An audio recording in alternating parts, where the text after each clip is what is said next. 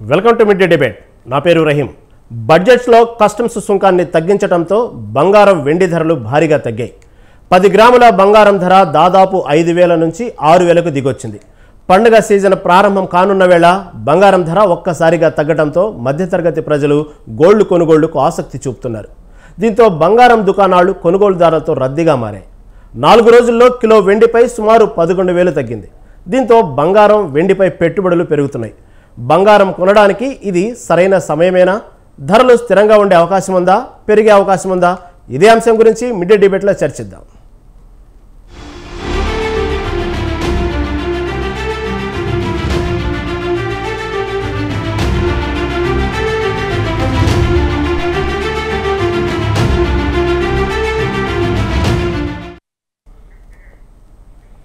Welcome back. ఇటు దేశవ్యాప్తంగా ఎటు చూసినా పసిడి ప్రియులు, మధ్యతరగతి ప్రజలు శుభకార్యాలకి, పండుగల సీజన్కి ఈ సమయంలో పర్టికులర్ బంగారం ధర తగ్గటం అనేది చాలా ఆనందిస్తున్నారు. మరి ఈ తగ్గిన బంగారం ధర ఇదే విధంగా ఉంటుందా? పెరిగే అవకాశం ఉందా? ఈ విషయంపై మనతో చర్చించడానికి డిబేట్లో పాల్గొన్నారు ప్రముఖ సామాజికవేత్త నారుమంచి అరుణ గారు. నమస్తే అండి అరుణ గారు. నమస్తే అండి. అదేవిధంగా గ్లోబల్ గోల్డ్ విజన్ రాఘవాచారి గారు. నమస్తే అండి. నమస్కారం సార్.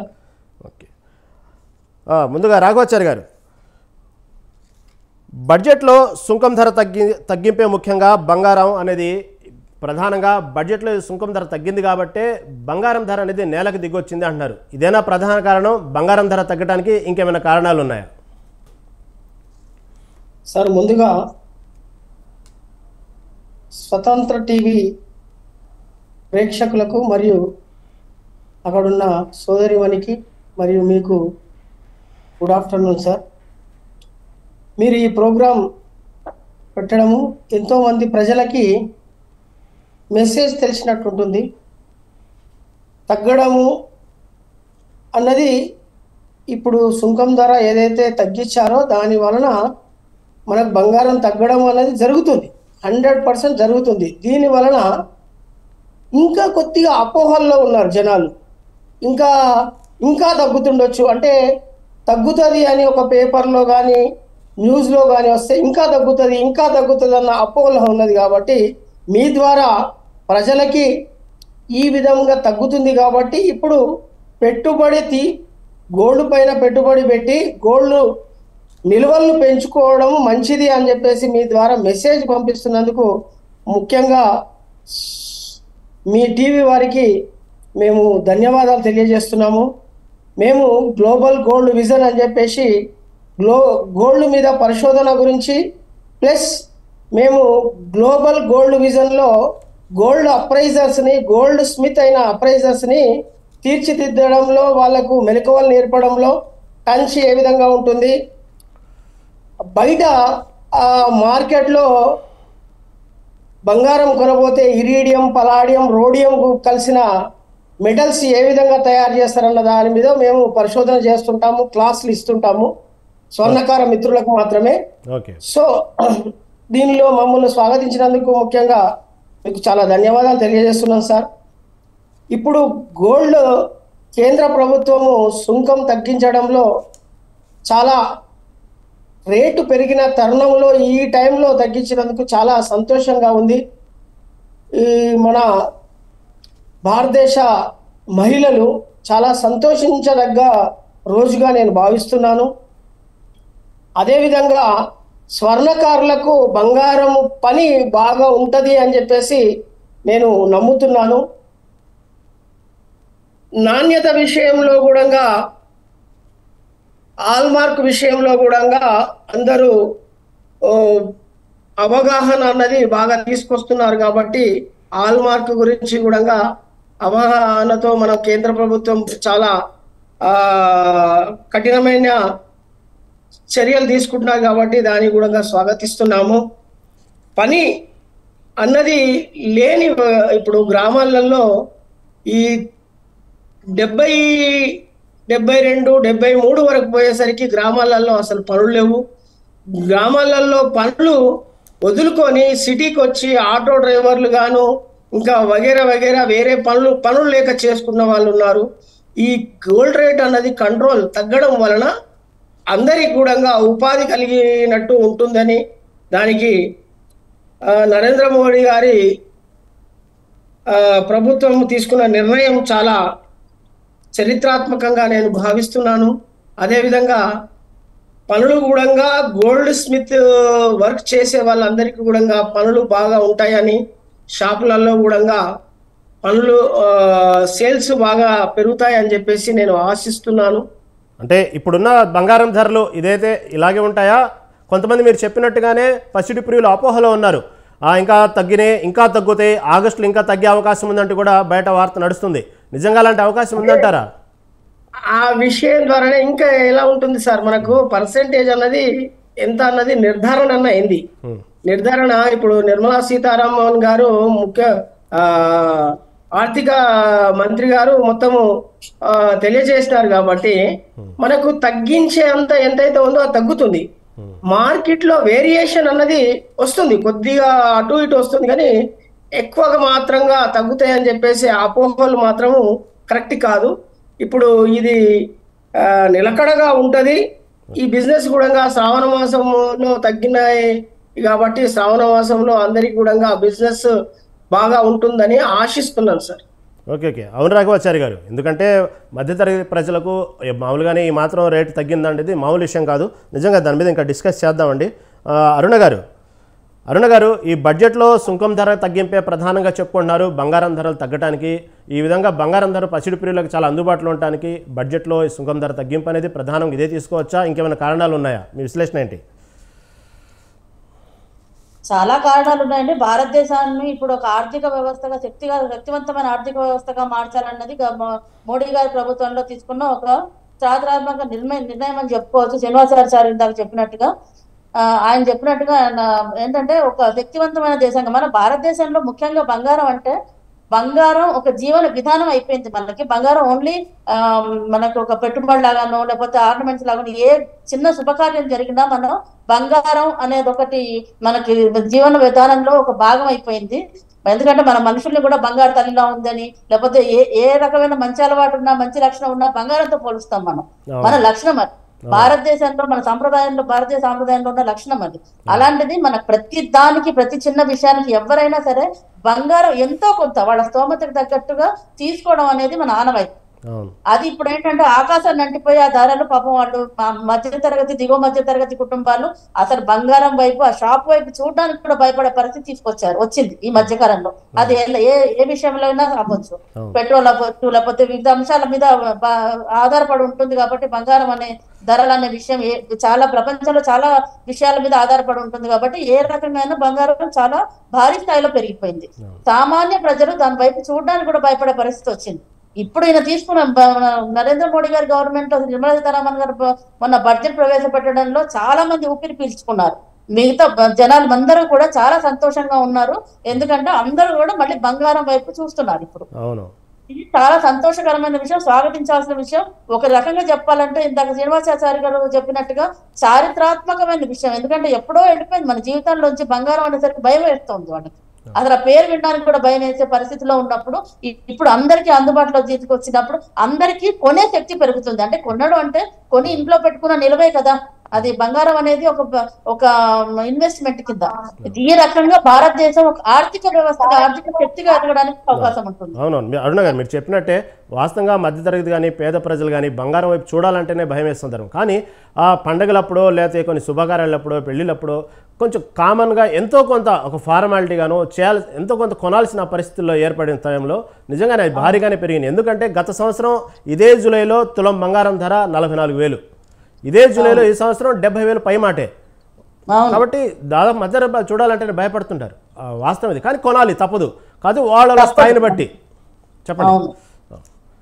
అవును, మన చెప్పాను కదా ఇందాక, మన జీవన విధానంలోనే మనం చెప్పాను కదా, ఒక ఆడపిల్లకైనా బంగారం లాంటి పిల్ల, బంగారం లాంటి అమ్మాయి, బంగారు తల్లి అని ఇలా బంగారంతో ముడిపడిన మన జీవన విధానంలోనే బంగారం ఉంది. మన ఏ విషయంలో అయినా ఎంతో కొంత అప్పు చేసైనా అమ్మాయికి బంగారం పెట్టాలి, లేకపోతే ఒక శుభకార్యానికి బంగారం కొనడం అనేది మన జీవితంలో ఒక విధానం, ఒక భాగం అయిపోయింది.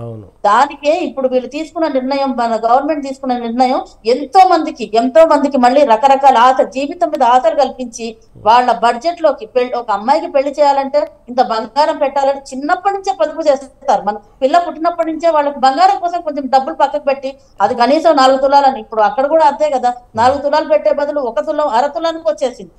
ఇప్పుడు పిల్లలకి హాయిగా పెట్టుకుని చక్కగా పెట్టుకుని, అంటే దేశం కూడా ఒక ఆర్థిక వ్యవస్థ కూడా ఒక శక్తివంతంగా తయారవడానికి ఇది ఒక మార్గం అని గట్టిగా చెప్పొచ్చు. ఎందుకంటే ఇది కూడా ఒక పొదుపు వ్యవస్థ కదా, ఎందుకంటే బంగారం మీద ఇన్వెస్ట్ చేసింది ఎక్కడికి అలాగే ఉంటుంది ఎప్పటికీ. దీనివల్ల భారతదేశం ఆర్థికంగా బలపడడానికి ఇది ఒక కూడా కారణం అవుతుందని నా ఉద్దేశం. అవును అరుణ్ గారు, మీరు చెప్పినట్టుగానే వాస్తవంగా మధ్యతరగతి ప్రజలకు మాత్రం ఇది ఒక రకంగా మంచి శుభవార్తనే చెప్పుకోవాలి. వాస్తవాన్ని అవునవును, కొనుగోలుదారు కూడా బాగా పెరిగారు. షాపులు దగ్గర చూస్తుంటే పసిపిల్లలు భారీగానే క్యూలో నుంచునే స్థాయికి కనబడుతున్నాయి కొన్ని షాపులు అయితే. వాస్తవం, దాని మీద మాట్లాడదామండి. నేను కూడా అండి ఇది అయిపోగానే గోల్డ్కే వెళ్దాం అనుకుంటున్నానండి. ఏమైనా తగ్గదని చెప్పారు కదా, తగ్గుతుందేమో ఆశపడే ఉన్నాను, జస్ట్ లేకపోతే ఇప్పటికి వెళ్ళిపోయేదాన్ని. ఓకే రాఘవాచారి గారు, ఓకే మాట్లాడదాం. రాఘవాచారి గారు, సహజంగా మనం రోజు దినపత్రికల్లో కానీ లేదా సోషల్ మీడియాలో కానీ ఉదయం లేకపోతే సెల్ ఫోన్లో మెసేజ్ చూస్తూ ఉంటాం, ఈరోజు భారీగా బంగారం ధరలు తగ్గినాయి అని. కానీ ఎంత తగ్గినాయి అని ఆన్ చేయగానే ఒక 600, 1000 రూపాయలు, 500 తగ్గగానే దానికే భారీగా తగ్గినాయి అంటూ కూడా ప్రచారం చేస్తుంటారు. తీరా అక్కడ కొందామని పసిడి ప్రియులు లేకపోతే మనలాంటి మధ్య ప్రజల షాప్ దగ్గరికి వెళ్ళంగానే అలాగే అంటారు, ఆ న్యూస్లో అలాగే ఉంటే తగ్గిందేం లేదు అంటూ సహజంగానే ఉన్న రేటు ప్రకారమే ఎక్కువగానే అమ్ముతూ ఉంటారు. ఇలాంటి సమయంలో ఇది కూడా ఇంత భారీగా తగ్గిందని కూడా అలాగే తీసుకోవచ్చా? నిజంగానే పసిడి ప్రియులు ఆ కొనుగోలు చేయడానికి వెళ్ళినప్పుడు మీరు చెప్పండి ఎగ్జాక్ట్లీగా ఇప్పుడు ఎంత తగ్గింది, నిజంగానే గతంలో లాగానే ఇవన్నీ సహజంగానే వార్తలు వస్తుంటాయి అంటారా? వాస్తవంగా ఎంత తగ్గింది అంటారు? సార్, సహజంగా ఇప్పుడు 5 నుండి 6,000 తగ్గుతుంది అన్నది మార్కెట్లో ఉంది. ఈ రోజు మాత్రం రేట్ అంతా తగ్గలేదు. ఈ రోజు ఈవినింగ్ వరకు తగ్గుతుంది అని చెప్పేసి మార్కెటింగ్ లో ఉంది. ఖచ్చితంగా మీరు చెప్పిన ప్రకటన ప్రకారం తగ్గుతుంది. కానీ ఇప్పుడు ప్రేక్షకులకు మీ టీవీ ద్వారా నేను తెలియజేసేది ఏంటంటే, వృత్తిదారులను ఎవరైతే పని చేసి పుట్ట గడుపుతున్నారో వాళ్ళ గురించి, వాళ్ళ దగ్గర వర్క్ చేపించుకుంటే మీకు కరెక్ట్గా బంగారం నాణ్యత ఉంటుందని చెప్పేసి నా యొక్క పరిశోధనలో తేలింది. నేను ఇప్పుడున్న జ్యువెలరీ షాపులలో ఉన్న మెటల్స్ అన్ని కూడా పరిశోధించడం జరిగింది. ఆ పరిశోధించిన దానిలో స్టోన్స్ విషయంలో కానీ, లక్క విషయంలో కానీ వాళ్ళు చెప్పిన దానిలో మేము పరిశోధించిన దానిలో చాలా డిఫరెంట్ ఉంది. సపోజ్ చూసే స్టోన్స్ ఆభరణాలు అని చెప్పేసి ఇస్తున్నారు. స్టోన్స్ ఆభరణాలు సపోజ్ చూసే 5 గ్రామ్స్ ఉన్నాయి అనుకోండి, అది వాళ్ళు 4 గ్రామ్స్ ఉన్నదని 1 గ్రామ్ వేరియేషన్ అలాగా ఇచ్చుకుంటూ చాలా, అది ఒక సామాన్యమైన వృత్తిదారుడు, స్వర్ణకార వృత్తి చేసే గోల్డ్ స్మిత్ మాత్రము అలాంటి మోసాలు చేయలేడు. ఎందు గురించి అంటే అతనికి వచ్చే కూలి గురించి ఆయన పోరాటం చేస్తాడు. ఆయనకు టైం, ఆయన దగ్గర ఇప్పుడు షాపుకు ఒక ఆభరణాలు తయారు చేసే వ్యక్తికి తేడా ఏంటంటే, అక్కడ పోతే 10 డిజైన్స్ ఉంటాయి, 10 కనబడతాయి. ఇక్కడనేమో ఆయన 1-2 ఫోటోలు చూపిస్తాడు. కానీ అక్కడి కూడా క్రియేట్ చేసింది, నగల ఆభరణాలు తయారు చేసి మంచి మెరుగుదిద్ది మంచి డిజైన్స్ తయారు చేసింది కూడా ఒక స్వర్ణకారుడనే మర్చిపోద్దని ప్రేక్షకులకు నేను విన్నవించుకుంటున్నాను. ప్రేక్షకులందరూ కూడా స్వర్ణకార వృత్తిని ప్రోత్సహిస్తే ఈరోజు స్వర్ణకారులు తనంతట తాను నిలబడి కార్పొరేట్ సంస్థల కంటే కూడా మంచిగా తీర్చిదిద్దుతారని, కార్పొరేట్ సంస్థలకు కూడా తయారు చేసే ఆభరణాలు కూడా ఒక స్వర్ణకారుడేనని, ఆ స్వర్ణకారుణ్ణి డైరెక్ట్ గా మనం చేపిస్తే ఈ మధ్యన ఏదైతే దళారీ ఉన్నదో పర్సెంటేజ్ ఉందో మీకు తగ్గుతుందని ప్రేక్షకులందరూ కూడా స్వర్ణకారుడు తయారు చేసిన విధానానికే ప్రోత్సహించాలని, అలా ప్రోత్సహించిన రోజే మన భారతదేశం బాగుపడుతుందని, కులాల వ్యవస్థ బాగుపడుతుందని, కులాల వ్యవస్థ ఎప్పుడైతే బాగుపడుతుందో అప్పుడు మన భారతదేశ ఆర్థిక స్థితిగతులు మెరుగుపడతాయని నా యొక్క ఆశాభావము. ఇప్పుడు మనము ఒక 10 grams గోల్డ్ తీసుకున్నాం అనుకోండి, అది తాకట్టు పెట్టడానికి వెళ్తే వాళ్ళు 8 grams లెక్కలకు తీసుకుంటారు. సపోజ్ చూస్తే అది హాల్ మార్క్ ఉండని ఏదైనా ఉండని అవన్నీ ఒక కాడ హాల్ మార్క్ చేస్తారు ఉంటది. ఆ తర్వాత జరిగే పరిణామాలు ఏదైతే ఉన్నాయో స్టోన్స్ విషయం కానీ, ఈ రేటు విషయం కానీ, వీళ్ళు ఇచ్చే పర్సంటేజ్ విషయం కానీ ఎవరికి అంతుపట్టకుండా అదే రాఘవచారి గారు మీరు చెప్పినట్టు వాస్తవమైన ఎంత తగ్గింది ఏందనేది ఈరోజు సాయంత్రానికి కానీ తగ్గుముఖం పట్టదు అంటున్నారు. మరి ఈరోజు సాయంత్రానికి తగ్గితే ఈరోజు పెట్టుబడి ఈరోజు కొనవచ్చా, లేకపోతే నేషనల్ మార్కెట్ లెవెల్లో తీసుకుంటే మా కొంత అంటే అక్కడ రాత్రి కాబట్టి ఇక్కడ పగలు అక్కడ రాత్రి కాబట్టి తగ్గిద్ది కాబట్టి ఈరోజు కొనుగోలు చేయడం కరెక్టా, రేపు కొనుగోలు చేయడం కరెక్టా తగ్గిన రేట్లను బట్టి? ఈ రోజు నుండి అన్ని మంచి రోజులే సార్. అంటే మీ సాయంత్రానికి తగ్గుముఖం పట్టిద్ది అంటారు కదా, ఎగ్జాక్ట్లీ కాస్ట్ మన భారతదేశ ప్రజలకు అంత మంచి రోజులే అనిపిస్తుంది. అంటే సాయంత్రానికి తగ్గిద్ది అంటున్నారు కదా కాస్ట్, ఇంకా ఫైనల్ ఇప్పటికి ఎంత? ఎందుకంటే ఇప్పుడు ఇతర దేశాలలో రాత్రి మనకు పగలు ఉంది కాబట్టి అక్కడ పగలు, ఇక్కడ మన రాత్రి అయిన తర్వాత కొద్దిగా తగ్గుముఖం అంతా వరల్డ్ మార్కెట్ అంతా మనకు ఏదైతే ఉందో ఇంపోర్ట్ ఎక్స్పోర్ట్ ఏదైతే ఉందో అవి దాని మీద వచ్చే పన్ను ఏదైతే ఉందో దాని వలన మనకు నిలకడగా ఉండే విధానంగా అనిపిస్తుంది. చాలా మంచి పరిణామం ఇది, నేను దీన్ని స్వాగతిస్తున్నాను సార్. ఓకే చూద్దామండి. మీరు చెప్పినట్టుగానే ఈరోజు రాత్రి కానీ ఎగ్జాక్ట్లీగా ఎంత తగ్గింది అనేది రాదు కాబట్టి దాదాపు పెట్టుబడిదారులు రేపు పెట్టడమే ఒక మంచి పరిణామంలా కనిపిస్తుంది. సరే, దాని మీద ఇంకో మాట్లాడదామండి. అరుణ గారు, ఈ ప్రభుత్వాలు మారినప్పుడన్నలో లేకపోతే బడ్జెట్ ప్రవేశపెట్టినప్పుడన్నలో లేకపోతే దానికి సంబంధించినటువంటి ఏదైతే ఆ బడ్జెట్లో ప్రవేశపెట్టినప్పుడు ఒకసారిగా ఈ బంగారం అనేది హెచ్చుతగ్గులు ప్రభుత్వాలు మారినప్పుడు మీద ఆధారపడతా ఉంటాయి. స్టాక్ మార్కెట్లు కూడా అలాగే ఆధారపడతా ఉంటాయి. ఏంటి కొంచెం దాని గురించి మా ప్రేక్షకులు కొంచెం విశ్లేషణ ఇవ్వగలుగుతారా? దీనికి సంబంధం ఏంది? అంటే ప్రపంచవ్యాప్తంగా బంగారం ఒకటే నిల్వలు ఉంటాయి. ప్రపంచ బ్యాంకు దగ్గర ఏ దేశానికి ఆ దేశానికి బంగారం నిల్వలు ఉంటాయి.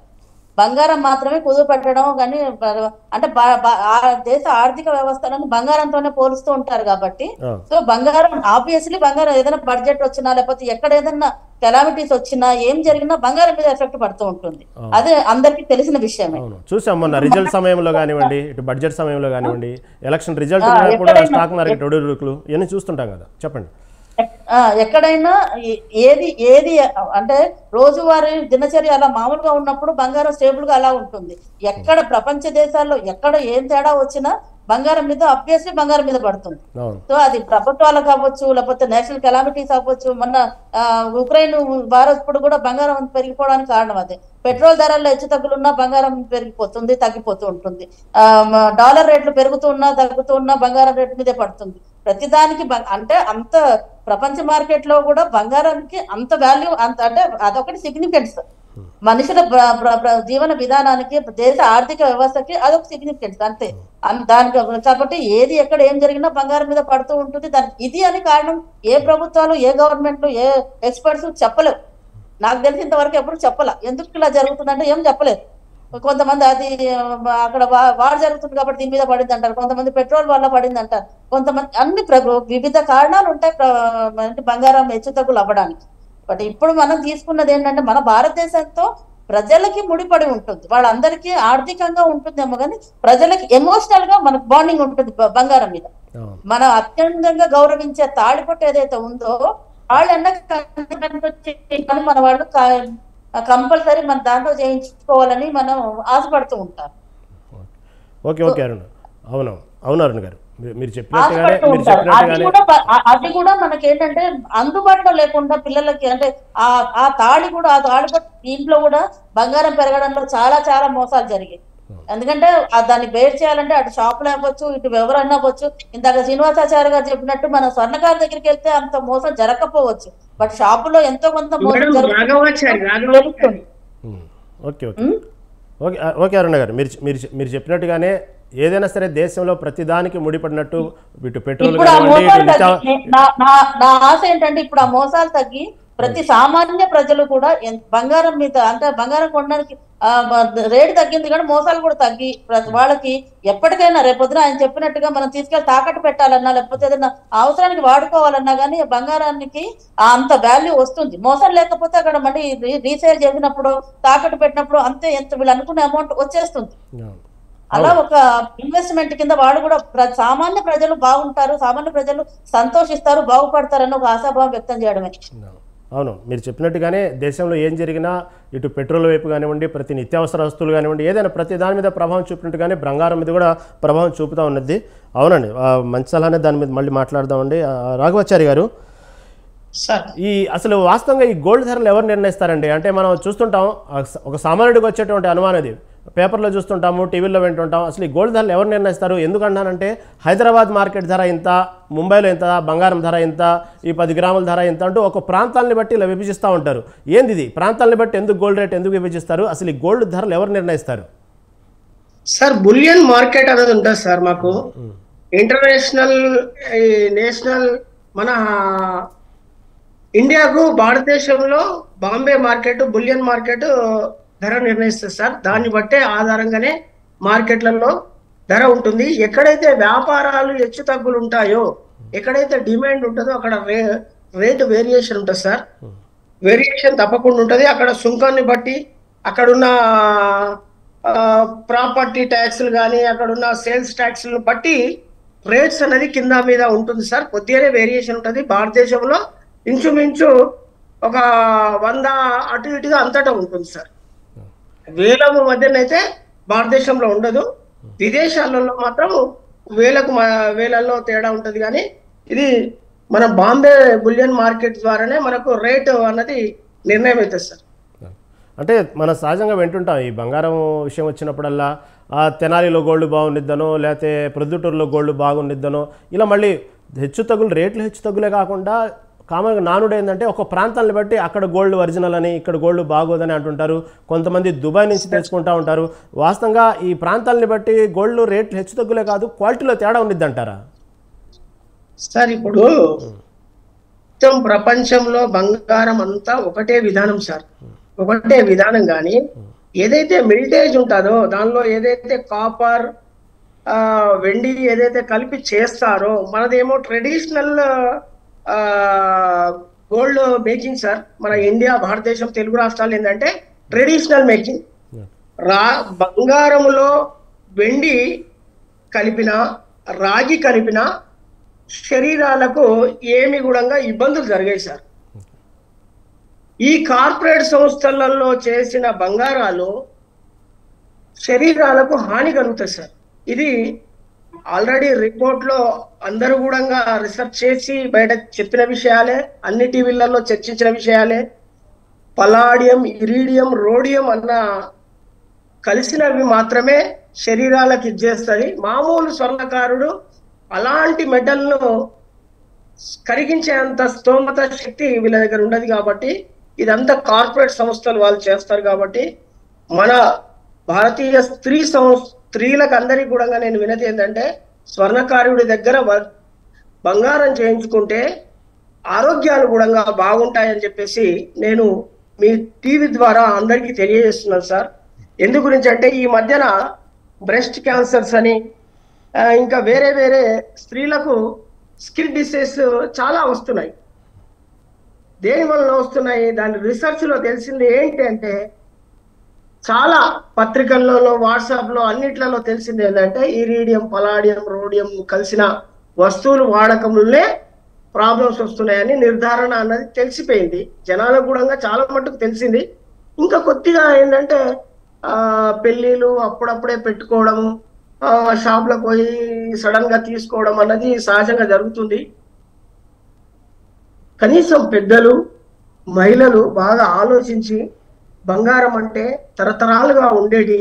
మన నానమ్మలు, అమ్మమ్మలు, తాతలు, ముత్తాతల బంగారం కూడా మనం పంచుకుంటాం. అది ఇప్పటి కూడా మన పిల్లలకి వేసినా కానీ వాళ్ళకి ఏమి డిసీజెస్ ఉన్నాయి, ఏమి ఎఫెక్ట్స్ ఉన్నాయి. ఈ మధ్యన చూస్తుంటే ప్రతి మహిళకు బ్రెస్ట్ క్యాన్సర్స్, ఇవన్నీ ఎక్కడ? మనము ప్రపంచంలో ఉన్న మహిళలందరూ కూడా కంఠాభరణాలు ధరిస్తారు సార్. కంఠాభరణాలు ధరించినప్పుడు దానికి ఈ ఇరీడియం, పలాడియం, రోడియం అన్న మెల్టేజ్ ద్వారా ప్రాబ్లమ్స్ వస్తున్నాయని చెప్పి నేను చాలా వాటిలలో చూశాను. చాలా మిత్రులతో నేను ఇది చేశాను. కొంతమంది డాక్టర్లతో కూడా నేను చర్చించినాను. ఈ పలాడియం, ఇరీడియం, రోడియం అన్నది తగ్గించి రాగి, వెండి ఈ కలర్స్ ఎఫెక్షన్ మీద ఎక్కువ పోయి, కలర్స్ ట్రైనింగ్ మీద ఎక్కువ పోయి మనం చాలా ఇప్పుడు అంటున్నారు మీరు దుబాయ్ బంగారం అని, పొద్దుటూరు బంగారం అని, ఇవన్నీ ఏం లేదు సార్. మనము కరెక్ట్ ఈరోజు పర్సంటేజ్ చూసుకుంటే ఉర్రాయి మీద పర్సంటేజ్ చూస్తే కరెక్ట్ గా ఉండే విధంగా, లేకపోతే మనం టంచి చేపిస్తే కరెక్ట్ గా ఉండే విధంగా మంచి స్వర్ణకారుల దగ్గర పని చేయించుకొని ఈ తగ్గిన నుండి మనము ప్రతి బంగారాన్ని కూడా మనం సేవ్ చేసుకొని ప్రతి ఒక్క కార్మికుడి దగ్గర పని చేయించుకొని మనం పెట్టుకుంటే బాగుంటుందని చెప్పేసి నేను టీవీ ద్వారా ప్రజలకు నా అనుభవంలో విన్నవించుకుంటున్నాను సార్. ఓకే రాఘవాచారి గారు, మీరు చెప్పినట్టు బంగారం ధరల తేడా అనేది అక్కడక్కడ ఉన్నటువంటి సుంకాలను బట్టి, అక్కడ ఉన్న ట్యాక్స్ని బట్టి, అక్కడ ప్రాంతాల్లో ఉన్నటువంటి బిజినెస్ సర్క్యులేషన్స్ బట్టి పెరుగుతాయి, హెచ్చు తగ్గులు ఉంటాయంటున్నారు. అదేవిధంగా ఏదైతే క్వాలిటీ విషయంలో వచ్చేటప్పటికి దాంట్లో కలిపేటువంటి కొన్ని ఏదైతే ఉన్నాయో సంబంధించిన లోహాలకు సంబంధించినటువంటి వాటిని బట్టి క్వాలిటీ అనేది ఉంది అంటారు. అంతే కదా, క్వాలిటీ వల్లే దాని యొక్క క్వాలిటీలో తేడా అదే అంటారు ఎక్కడైనా సరే. ఓకే సరేనండి. ఓకే రాఘవాచారి మాట్లాడదాం, మళ్ళీ దాని మీద మాట్లాడదామండి. అరుణ గారు, గతంలో కాదు ప్రస్తుతానికి కూడా చూసుకుంటే చైనా ఎక్కడ చూసినా బంగారం కొనేసి భారీ ఎక్కడ బంగారం ఉంటే అక్కడ కొనేస్తుంది. ఈ మధ్యకాలంలో దాదాపు చైనా బంగారం నిల్వల్ని భారీ స్థాయిలో ఉంచుకుంటుంది. ఏంది దీని వెనక మతలబ్ ఏంది? ఈ బంగారంని ఇంత భారీగా నిల్వలు ఉంచుకోవడానికి చైనా ఏదన్నా చేస్తుందంటేనే అందరూ భయంగా చూస్తారు ప్రపంచం మొత్తం కూడా. కానీ బంగారాన్ని ఇంత భారీ స్థాయిలో నిల్వ ఉంచుకోవడానికి కారణం ఏందంటారు? బంగారం స్థాయిని బట్టే దేశం విలువ పెరుగుతుందని మనకి తెలుస్తుంది కదా. మనం చిన్నప్పుడే చదువుకున్నాం అన్ని పాఠ్య పుస్తకాల్లో. చైనా ప్రపంచ ఆర్థిక వ్యవస్థ దెబ్బ కొట్టడమే దాని పని చైనా. అందుకని ఇప్పుడు ప్రపంచంలో అత్యధికంగా పెట్రోల్ తర్వాత, పెట్రోల్ అంత స్థాయిలో పెరిగేది ఏంటి, ఇంకా చెప్పాలంటే పెట్రోల్ కంటే ఎక్కువ స్థాయిలో పెరిగేది బంగారం. సో బంగారం అది ఎక్కడ ఉంటే అక్కడ బంగారం తీసేసుకుని దాని దగ్గర పెట్టేసుకుంటే ఇప్పుడు ఇక ధరలు పెరగడానికి ఏ దేశంలో అయినా బంగారం నిల్వ తగ్గిపోతే ఆటోమేటిక్ గా మిగతావన్నీ ధరలు పెరిగిపోతాయి. ధరలు పెరిగిపోయేసరికి ఆటోమేటిక్ గా దేశ ఆర్థిక వ్యవస్థ దెబ్బతింటుంది. దేశ ఆర్థిక వ్యవస్థని, ప్రపంచ ఆర్థిక వ్యవస్థని దెబ్బతీయడమే దాని ప్రధాన లక్ష్యం. అంతకుమించి వేరే ఆలోచన కానీ ఆ దేశం బాగుపడాలి లేకపోతే నా దేశంలో ప్రజలు బాగుపడాలనే ఆలోచన ఎంత ఉందనేది మనకే తెలుసు.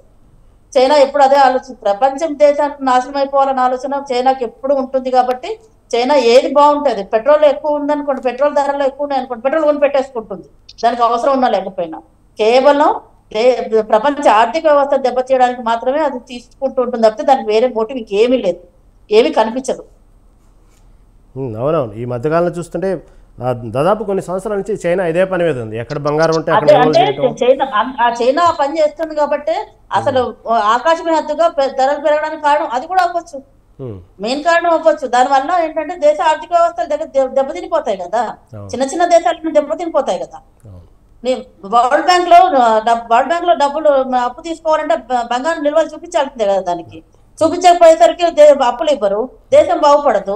బై డిఫాల్ట్ అక్కడ ఆర్థిక వ్యవస్థ దెబ్బతినేస్తే చైనా దాని మీద ఖర్చు పెట్టుకుని కూర్చోవాలనుకుంటుంది. ప్రపంచం మొత్తం ఏలాలని కదా దాని ప్రయత్నం అంతా. అవునవును గారు, వాస్తవమే.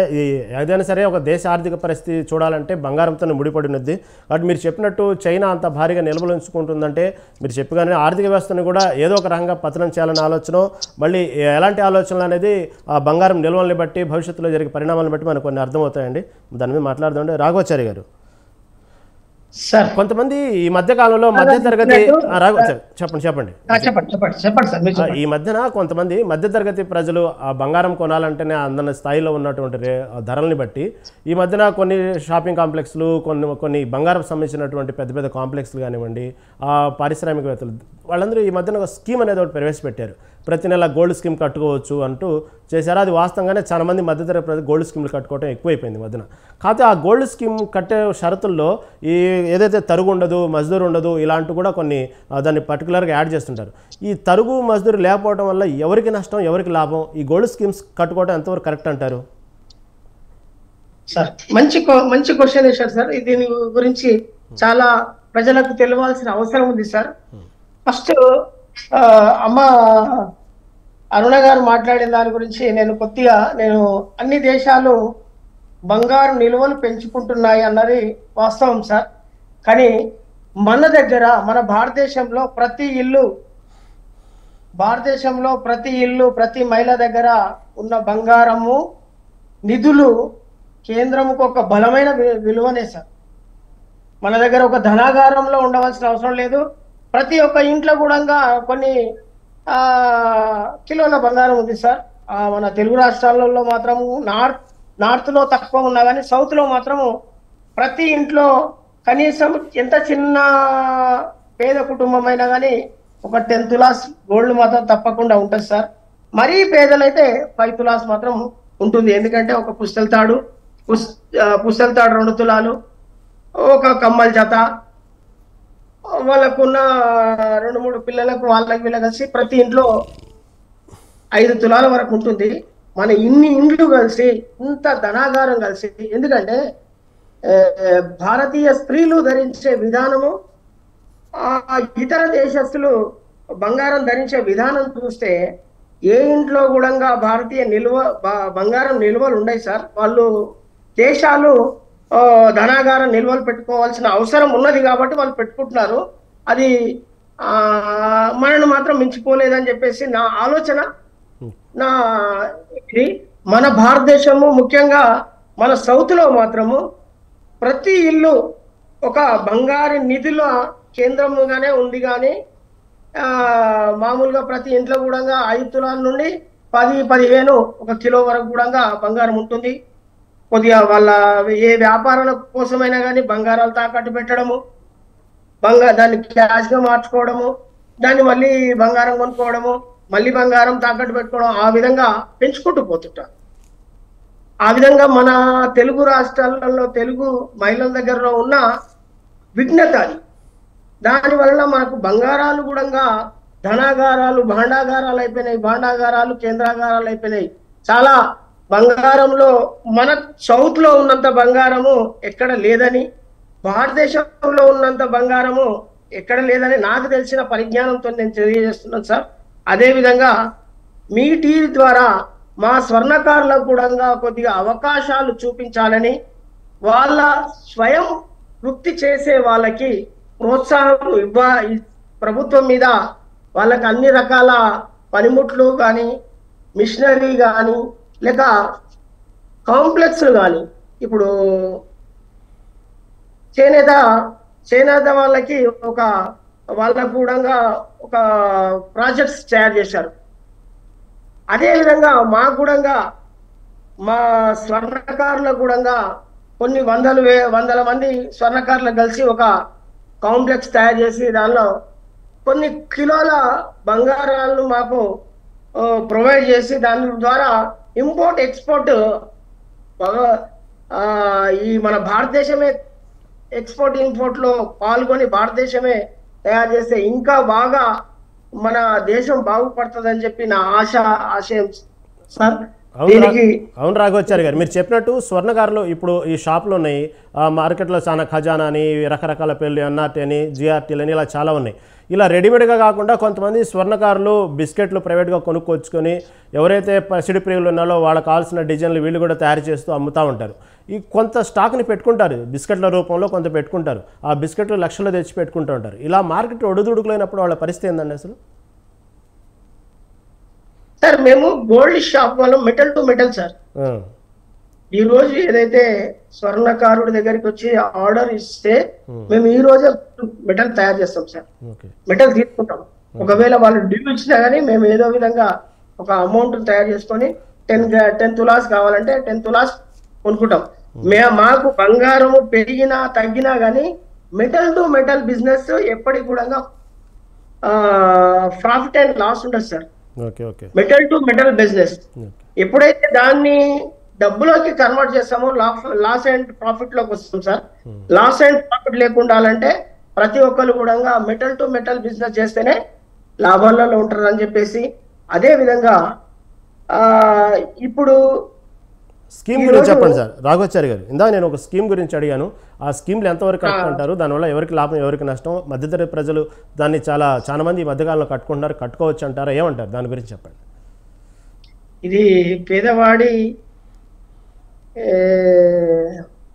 సంపాదనను కొల్లగొట్టినట్టే ఇవన్నీ కూడా పెద్ద పెద్ద షాపుల వాళ్ళు.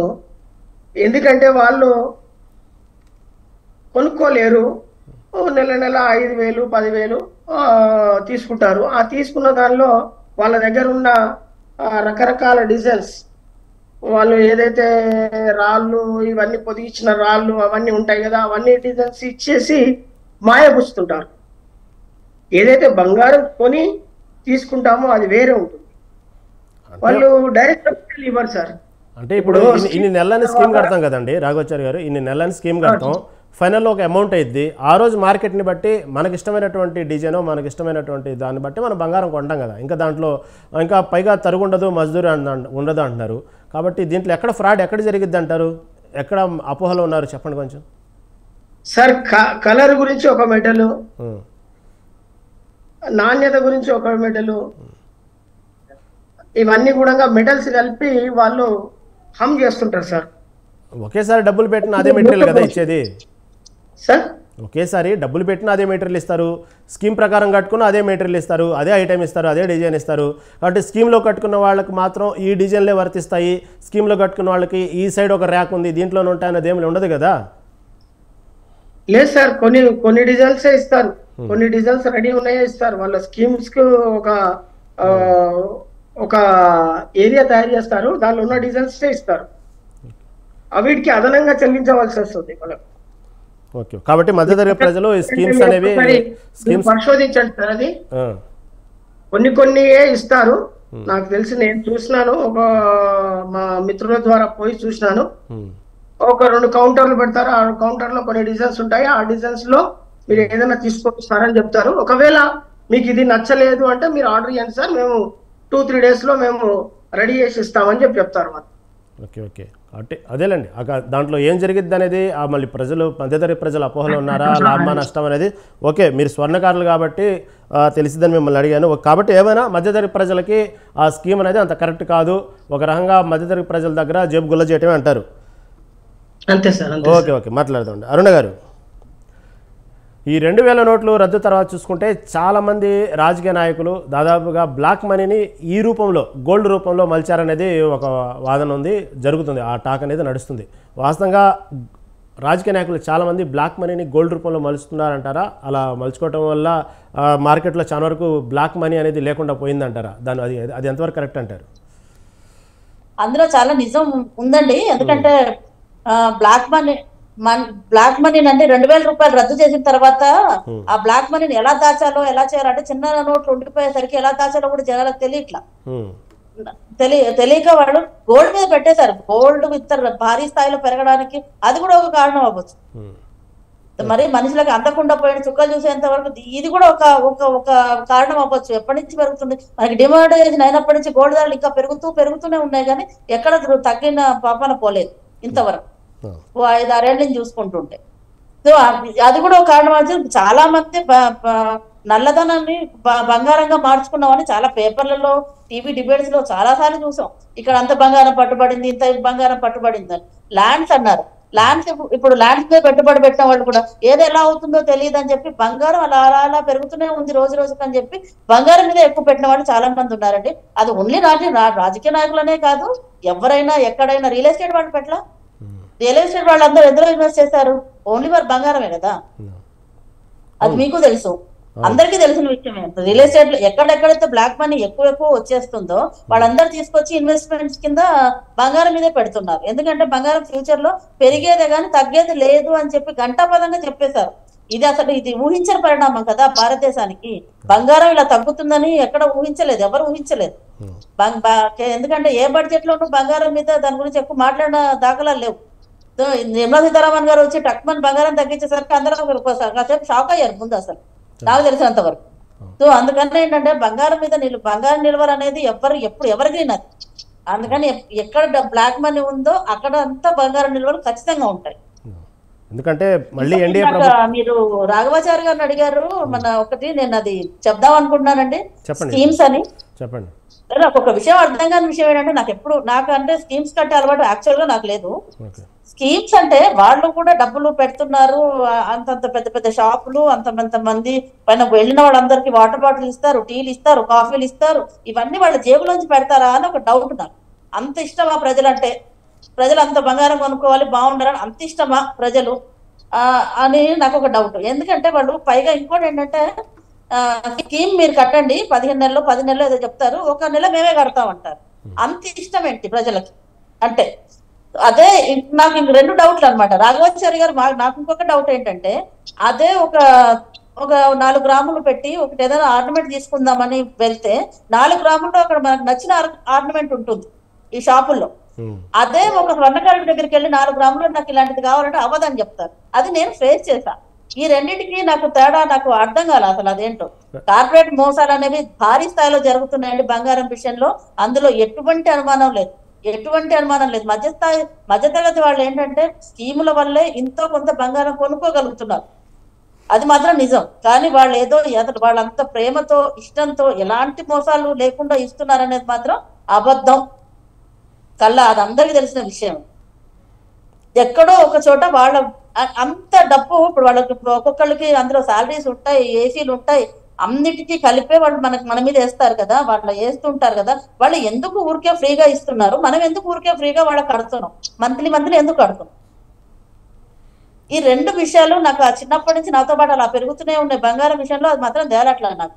వాళ్ళంతా ప్రేమ ఏంటి, వీళ్ళకింత ఇదేంటి? నేను చేయించుకున్నా చాలాసార్లు వెళ్ళా. అది వాళ్ళకి ఆ డిజైన్ లో ఇంకా పడుతుంది మేడం, ఇంత పడుతుంది అని చెప్పేవాళ్ళు. వచ్చేసేదాన్ని కాము ఇంటికి.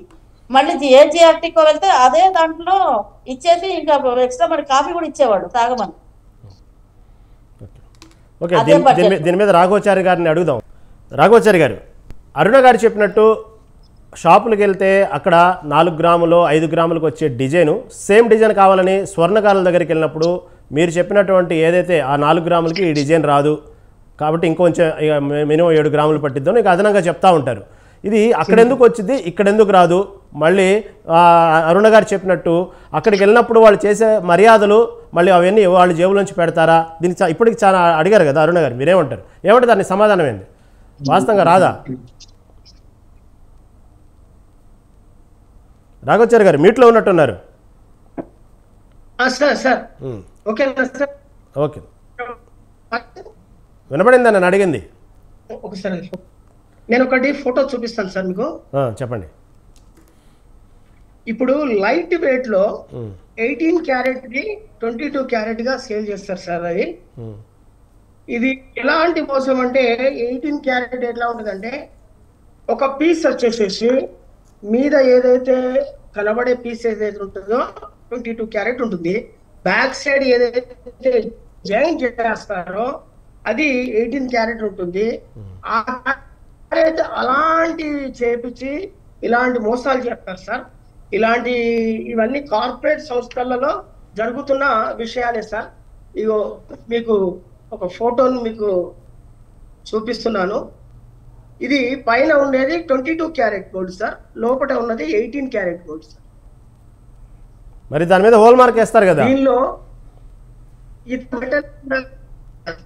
జూమ్ చేసి చూసుకోవచ్చు. ఇతర మెటల్స్ కూడా దీనిలో పెట్టినారు.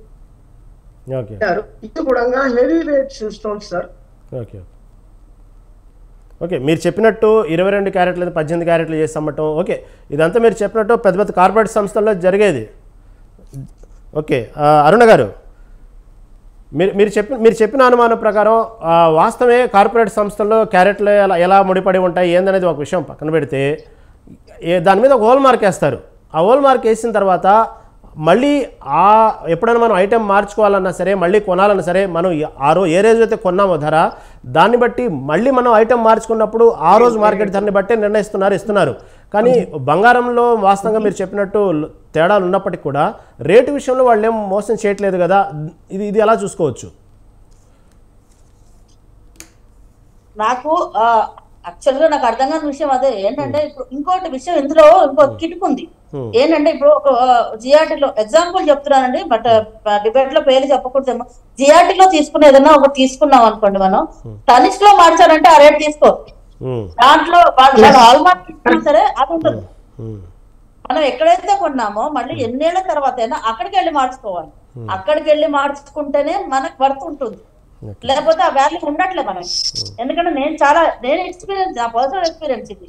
నేను ఒక చోట ఎక్కడైనా తీసుకున్నానంటే, నేను చందనాలోనో లేకపోతే ఇంకో జిఆర్టీలోనో ఎక్కడైనా తీసుకుంటే మళ్ళీ అవుట్ గో ఓన్లీ జిఆర్టీ, అక్కడ తీసుకుంటేనే ఈ రేట్ కూడా మనకి అంత మోసం జరగట్ల.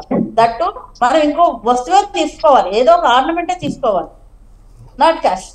వాళ్ళు ఏంటంటే, అదే నాకు అర్థం కాని విషయం ఏంటంటే, వాళ్ళు ఇదే హాల్మార్క్ ఇచ్చినా, ఏ హాల్మార్క్ ఇచ్చినా ఇంకో సేమ్ కార్పొరేట్ షాప్ కి ఏదైనా వెళ్ళామంటే అక్కడ మళ్ళీ దాంట్లో ఇది ఉంది, అది తిరుగు తీస్తున్నాం, ఇలా ఉంది అలా ఉంది అని చెప్పి మనకి ఆ రోజు ఉన్న గోల్డ్ తోటి దాంట్లోనే ఇంకో 70% 80% ఇంతే ఇస్తున్నామని చెప్తున్నారు.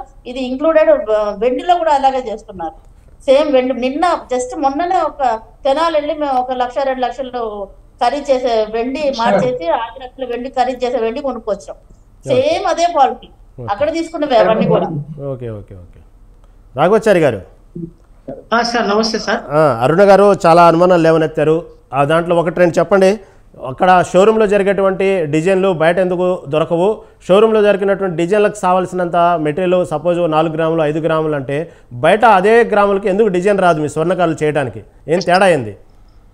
వాళ్ళు వచ్చేసి 18 క్యారెట్ సార్, వాళ్ళు వచ్చేసి 18 క్యారెట్ మెయింటైన్ చేస్తారు. 18 క్యారెట్ అంటే ఏంటంటే ఎంత పతలా ఉంటుందో, మేము 22 క్యారెట్ లో పతలా ఉంటుంది. అది 18 క్యారెట్ ఎప్పుడైతే రాగి ఎక్కువ మెటల్ కలుస్తుందో దళసరితనం ఎక్కువైతుంది. దళసరితనం ఎక్కువైపోయి తయారు చేస్తారు సార్. దాంట్లో ఏంటంటే హై పాలిష్ చేసి మీకు ఇస్తారు. 22 క్యారెట్ మెరుపు బంగారం పడతారు. అది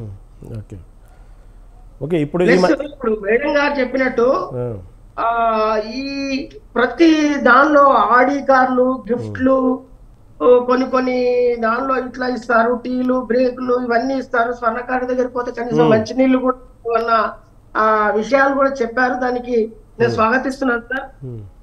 స్వర్ణకారుడు దగ్గరకు వస్తే ఎందుకు ఇవ్వరంటే, ఆయనకు వచ్చే ప్రాఫిట్ అన్నది ఏంటంటే, అతను మొత్తం కూడా పని చేసిన తర్వాత దాని తరుగు అంతా పోయిన తర్వాత ఆయనకు వచ్చేది తన పిల్లలను చదివించుకునే విధంగా అంతా మట్టికే ఉంటది. కాబట్టి వాళ్ళు ఎక్కువ చేయలేరు.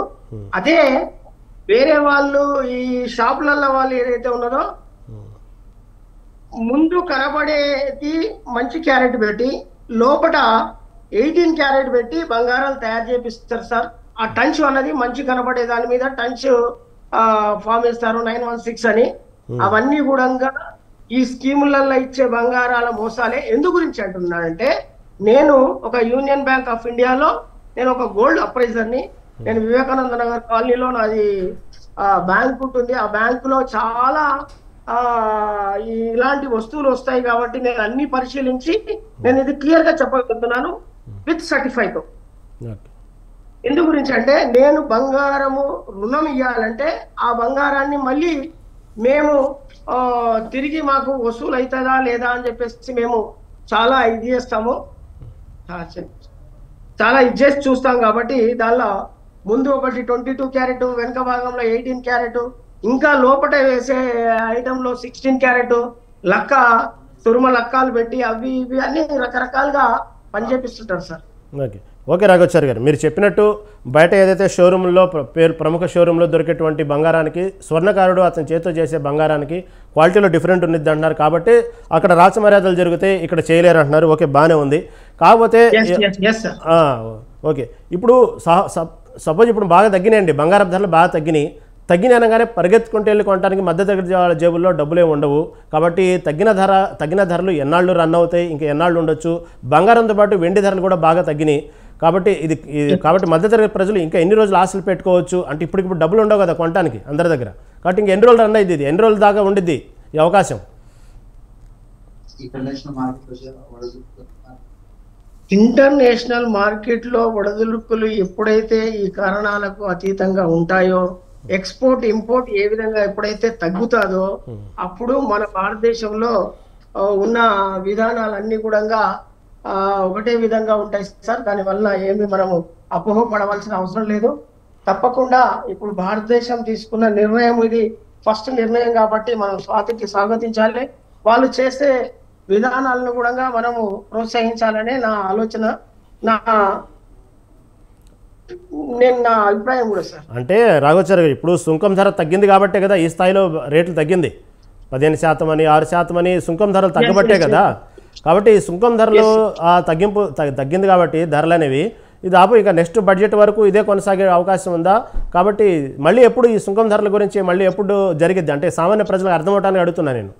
కాబట్టి దానికి రిలేటెడ్ కదా తగ్గింది ఒకసారిగా బంగారం. ఇప్పట్లో ఈ బడ్జెట్ లో ఏదైతే నిర్ణయం తీసుకున్నారో ఇప్పట్లో పెరగదు సార్, పెరగద్ది అని చెప్పి నా అభిప్రాయము. అదే అందుకే అడుగుతున్నాం సుంకం ధరలు కాబట్టి చెప్పండి. మనము గోల్డ్ మాత్రం తీసుకొని నిల్వలు పెట్టుకోవచ్చు. పిల్లల గురించి కూడా గోల్డ్ కొని మనం మూలధనంగా మార్చుకోవచ్చు. ఒకవేళ గోల్డ్ కొన్ని వస్తువులు చేసుకొని మళ్ళీ గోల్డ్ కొనాలంటే కూడా బ్యాంక్స్ మనకు ఉన్నాయి కాబట్టి నేషనల్ బ్యాంక్ పెట్టుకొని మళ్ళీ బంగారం తీసుకొని మళ్ళీ బంగారాలు పెంచుకొని మనం ఫ్యూచర్ లో మనకు బంగారం అన్నది అందరికి కూడా అందుబాటులో ఉండే రకంగా వచ్చినప్పుడు తీసుకొని పెట్టడం మంచిది అని నా అభిప్రాయం సార్. ఈ బంగారం వెండితో పాటు ప్లాటినం ధరలు కూడా తగ్గినట్టు చూపిస్తున్నాయి కొంతమేరకు. అసలు ఈ ప్లాటినం అనేది చాలా మంది సామాన్యులకు కొంతమంది వినని పదం. అది అసలు ప్లాటినం అంటే ఏంది, దాని మీద పెట్టుబడి ఎంతవరకు తీసుకోవచ్చు, ఎంతవరకు దాన్ని సేవ్ చేసుకోవచ్చు అంటారు, కొనొచ్చు అంటారు అసలు ఈ సమయంలో? ప్లాటినం రీసేల్ ఉండదు సార్ మన దగ్గర. బంగారం అంటే రీసేల్ ఉంటది కానీ ప్లాటినం అంటే రీసేల్ ఉండదు కాబట్టి దాని మీద పెట్టుబడికి పోవడము పెద్దగా ఇది లేదు. ఎవరైనా వాళ్ళు షోక్గా వాళ్ళకు కొనుక్కోవాలంటే ఒక రింగ్ కొనుక్కోవాలంటే అలాగా కొనుక్కొని పెట్టుకోవడానికే గానీ దానివల్ల మనకు లాభాలు వస్తాయని చెప్పి అనుకోవడం మాత్రము కరెక్ట్ కాదు సార్. అది బంగారం మీద పెట్టుబడి పెట్టడమే కరెక్ట్ అని నా అభిప్రాయం సార్. ఓకే ప్లాటినం అనేది అంత రీసేల్ ఉండదు కాబట్టి ప్లాటినం జోలికి దాదాపు వెళ్ళకపోవటం మంచిది అంటారు. ఓకే అరుణ గారు ఫైనల్గా ఈ మధ్యన చూస్తుంటే దాదాపుగా ఈ ఫోన్పే అని పేటిఎం అని ఇటువంటి వాటిలో కూడా ఆర్థిక సేవా సంస్థలు కొన్ని డిజిటల్ రూపంలో కూడా గోల్డ్కు అనుమతిస్తున్నాయి. మీరు చూసేమంటారు, మీ ఫోన్ కూడా మెసేజ్లు వస్తూ ఉంటాయి. ఈ ఫోన్పే పేటిఎంలో కూడా ఈ గోల్డ్కి సంబంధించినటువంటివి ఆర్థిక సేవా సంస్థలు కొంచెం తీసుకోవచ్చు అంటూ కూడా అనుమతులు ఇస్తూ ఉన్నాయి. దీంట్లో తీసుకోవడం ఎంతవరకు సేఫ్ అంటారు? ఇది కరెక్ట్ అంటారా? ఇలాంటి నమ్మొచ్చు అంటారా? నమ్మొచ్చో నమ్మకూడదని నేను జస్టిఫై చేయలేను నేను యాక్చువల్గా. కానీ నేను మోసపోయా దాంట్లో ఆల్రెడీ. ఒకటి అసలు అదేంటో చూద్దామని క్యూరియాసిటీ, నిద్రపట్టక రాత్రిపూట ఫోన్ చూసేటప్పుడు చూసి అందులో నేను మోసపోయాను. సో అందుకే వాటి జోలికి వెళ్ళకపోవడం బెటర్ అని నేను అనుకుంటున్నాను. ఎందుకంటే ఒకవేళ పేపర్ మీద మనం తీసుకున్నా దానికి ఒక ఆథరైజేషన్ అవి ఉండి దాన్ని తీసుకోవచ్చు, పెట్టుబడిగా చూసుకోవచ్చు. కానీ అలాంటి ఫోన్ పేలు వాటిలో వెళ్ళకపోవడమే మంచిదని నా సలహా. నేను ఒక విషయం అడుగుదాం అనుకుంటున్నానండి మీ ద్వారా రాఘవాచారి గారిని. సార్ నాకు ఒక విషయం చెప్పండి. ఇప్పుడు మన స్వర్ణకారులను ప్రోత్సహించమని చెప్తున్నారు, చాలా సంతోషం అండి. ఎందుకంటే స్వర్ణకారులతో మన జీవితాలు ముడిపడి ఉంటాయి. వాళ్ళు ఇదివరకు పెళ్లి అంటే స్వర్ణకారులని మనం గౌరవంగా ఆహ్వానించేవాళ్ళం, తాడిపోటు అప్పుడే తెచ్చేవాడు, పెళ్లిలో తీసుకొచ్చేవాడు డైరెక్ట్ గా. వాళ్ళకి మనం చాలా గౌరవించుకునేవాళ్ళం. కానీ అంత డిమాండ్కి దగ్గర సప్లై చేయగలుగుతారంటారా? 100% చేయగలుగుతారు సార్ మేడం, తప్పకుండా చేయగలుగుతారు. ఎందు గురించి అంటే స్వర్ణకారులు చాలా మంది నైపుణ్యం గల వాళ్ళు. ఇప్పుడు ఏదైతే ఈ కార్పొరేట్ సంస్థలలో పనిచేసేవాడు కూడా స్వర్ణకారుడే. బట్ ఏంటంటే మోసపోతున్నది ప్రజలు. మధ్య దళారీ వ్యవస్థ ఎక్కువైపోయి వర్కర్ దగ్గర వర్కర్ చేపించుకుంటూ పర్సెంటేజ్ ఎక్కువైపోతుంది. అక్కడికి పోయే వరకు శ్రీరామదాసులో ఐస్ ముక్కలాగా కరిగిపోతుంది. మన మహిళల దగ్గరకు వచ్చేసరికి మామూలుగా చిన్న బంగారం, ఒరిజినల్ బంగారం అనేది తక్కువ అయిపోతుంది. అసలు ఒరిజినాలిటీ అన్నది స్వర్ణకారుడి దగ్గరికి తీసుకపోతే మనకు 916 చేయమంటే 100% 916 ఉంటుంది. ఆయన తినేది 100-200 రూపాయలకు ఆశపడతాడు. కానీ ఈ మోసాలకు, ఈ ఇరీడియము పలాడియము కిలోలల్లా అర్ధ కిలో కలపడము అలాంటి మోసాలకైతే పాల్పడదని నేను 100% మా ఓకే ఓకే ఓకే రాఘవాచారి గారు హామీగా చెప్తున్నాను. అవునవును మీరు చెప్పినట్టు స్వర్ణకారులు అనేవి వాస్తవంగా డిమాండ్ తగ్గట్టు సప్లై చేసుకుంటే వాస్తవంగా స్వర్ణకారుల దగ్గరే నమ్మకం తీసుకోవచ్చు. కాబట్టి ఓకే సమయం అయిపోయిందండి. చర్చలో పాల్గొన్నందుకు నారుమంచి అరుణ గారికి అదేవిధంగా రాఘవాచారి గారికి ధన్యవాదాలండి. ఇది ఏదేమైనప్పటికీ బడ్జెట్లో కస్టమ్స్ సుంకాన్ని తగ్గించడంతో బంగారం వెండి ధరలు భారీగా తగ్గాయి. కాబట్టి పసిడి ప్రియులు క్యూ కట్టేశారు షాపుల చుట్టూ. కాబట్టి ఇది పండుగల సీజను, పెళ్లిళ్ళ సీజన్ కాబట్టి బంగారం ధరలు తగ్గడం అనేది మధ్యతరగతి ప్రజలకి అదేవిధంగా పసిడి ప్రియులకి మంచి శుభవార్తనే చెప్పాలి. ఇది ఈనాటి మీడియా డిబేట్. రేపటి మీడియా డిబేట్లో మళ్ళీ కలుద్దాం. చూస్తూనే ఉండండి స్వతంత్ర టీవీ.